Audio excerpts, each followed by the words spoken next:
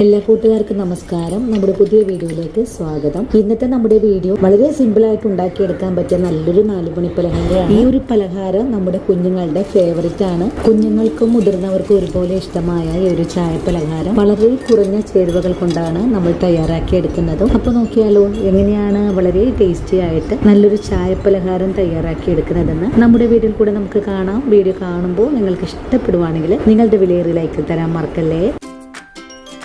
4 മണി പലഹാരം തയ്യാറാക്കി എടുക്കാനായിട്ട് ഞാനിവിടെ 5 ഉരുളക്കിഴങ്ങൊന്ന് പുഴുങ്ങിയെടുത്തിട്ടുണ്ട്. ഞാനിവിടെ ഉപ്പിടാതെയാണ് കേട്ടോ പുഴുങ്ങിയെടുത്തിട്ടുള്ളത്. ഇനി നമുക്ക് ഈ ഉരുളക്കിഴങ്ങൊന്ന് പൊടിച്ചെടുക്കാം. ഉരുളക്കിഴങ്ങ് പുഴുങ്ങിയെടുക്കുമ്പോൾ കുറഞ്ഞ അളവിൽ വെള്ളം ചേർത്ത് പുഴുങ്ങിയെടുക്കുന്നതാണ് ടേസ്റ്റ് കൂടുതൽ കിട്ടുക. ഒരുപാട് വെള്ളത്തിൽ പുഴുങ്ങിയെടുക്കരുത്.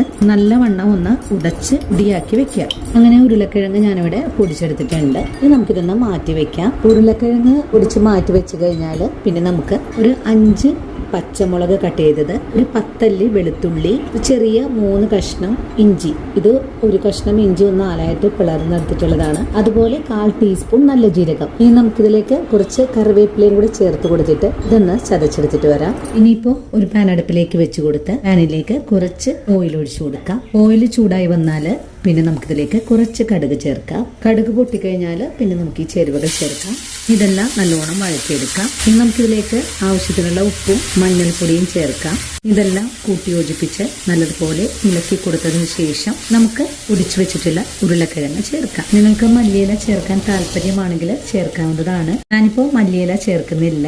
ഇതെല്ലാം കൂട്ടി ചേർത്ത് നല്ലോണം നമുക്കൊന്ന് ഇളക്കിയെടുക്കാം. പാനിൽ വെച്ച് നല്ലവണ്ണം ഇളക്കി മിക്സ് ചെയ്ത് കഴിഞ്ഞാൽ നമുക്ക് ഫ്ലെയിം ഓഫ് ചെയ്ത് കൊടുത്തിട്ട് കൈകൊണ്ട് തന്നെ ഒന്ന് കുഴച്ചെടുക്കാം. ഉരുളക്കിഴങ്ങിലെ വെള്ളത്തിന്റെ അംശം ഉണ്ടെങ്കിൽ ഇതുപോലെ ഇളക്കി കൊടുക്കുന്ന സമയത്ത് ഡ്രൈ ആയി മാറുന്നതാണ്. നമ്മുടെ വീഡിയോസ് ഒക്കെ കണ്ടിട്ട് കാറ്ററിംഗ് യൂണിറ്റ് ഒക്കെ തുടങ്ങിയിട്ടുള്ള കൂട്ടുകാർക്കായിട്ടാണ് ഈ ഒരു വീഡിയോ ഇന്ന് ഞാൻ കാണിച്ചു തരുന്നത്.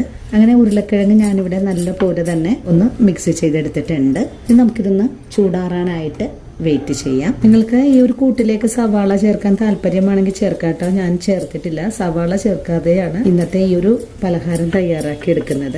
ഇനി ചൂടാറി വരട്ടെ, നമുക്കതിനായിട്ട് വെയിറ്റ് ചെയ്യാം. ആ ഒരു സമയം കൊണ്ട് ഇതൊന്ന് പൊരിച്ചെടുക്കാനുള്ള ഒരു കൂട്ടുകൂടി നമുക്ക് തയ്യാറാക്കണം. ഇനി ഒരു ബൗൾ എടുത്ത് വെച്ചിട്ട് ഇതിലേക്ക് 1 കപ്പ് കടലപ്പൊടി എടുക്കാം. ഇനി പൊടിക്ക് ആവശ്യമായ ഉപ്പ് ചേർക്കാം. ഇനി വേണ്ടത് ഒരു 1/4 കപ്പോളം വറുത്ത അരിപ്പൊടിയാണ്. ഇനി ഒരു പിഞ്ചളവില് സോഡാപ്പൊടിയും കൂടെ ചേർത്ത് കുറച്ച് വെള്ളം ഒഴിച്ച് നമുക്കൊന്ന് മിക്സ് ചെയ്തെടുക്കാം. കട്ടകളില്ലാതെ മിക്സ് ചെയ്തെടുക്കണം. കടലപ്പൊടിയിൽ നല്ല കട്ടയുള്ളതാണ്, അതുകൊണ്ട് നല്ല പോലെ ഇളക്കി യോജിപ്പിച്ചു കൊടുക്കണം. ഒരുപാട് വെള്ളമൊന്നും ചേർത്ത് കുഴച്ചെടുക്കരുത്. ദോശമാവിനേക്കാളും അല്പം കട്ടിയായിട്ട് വേണം നമുക്ക് മിക്സ് ചെയ്തെടുക്കാനും. നല്ലതുപോലെ ഇളക്കി മിക്സ് ചെയ്ത് കഴിഞ്ഞാൽ ഇതിന്റെ ആ ഒരു കട്ടയൊക്കെ ഒന്ന് ഉടഞ്ഞു കിട്ടാനായിട്ട് നമുക്കൊന്ന് മൂടി മാറ്റി വയ്ക്കാം. ആ ഒരു സമയം കൊണ്ട് ഉരുളക്കിഴങ്ങിന്റെ ചുടക്കൊന്ന് ആറി വന്നിട്ടുണ്ട്. നമുക്കൊന്ന് ചെറിയ ചെറിയ ബോൾസുകളായിട്ട് ഒന്ന് ഉരുട്ടിയും കൂടെ എടുക്കാം.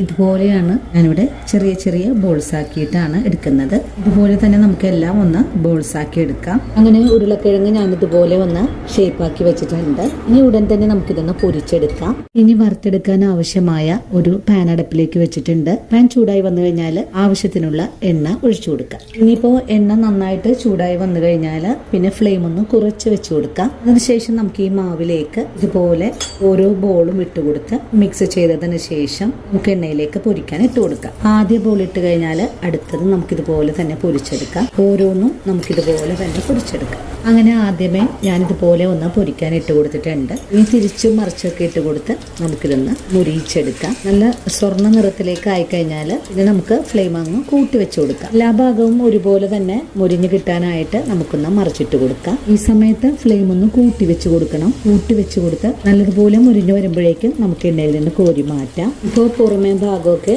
നല്ല സ്വർണ്ണ നിറത്തിലേക്ക് ആയി വന്നിട്ടുണ്ട്. ഇനി ഉടൻ തന്നെ നമുക്ക് എണ്ണയിൽ നിന്നും കോരി മാറ്റാം. ഇനി നമുക്ക് ഈ പലഹാരം ഒരു അരിപ്പപാത്രത്തിലേക്ക് മാറ്റാം. ഇനി ബാക്കിയുള്ളത് നമുക്ക് ഇതുപോലെ തന്നെ മുരിയിച്ചെടുക്കാം.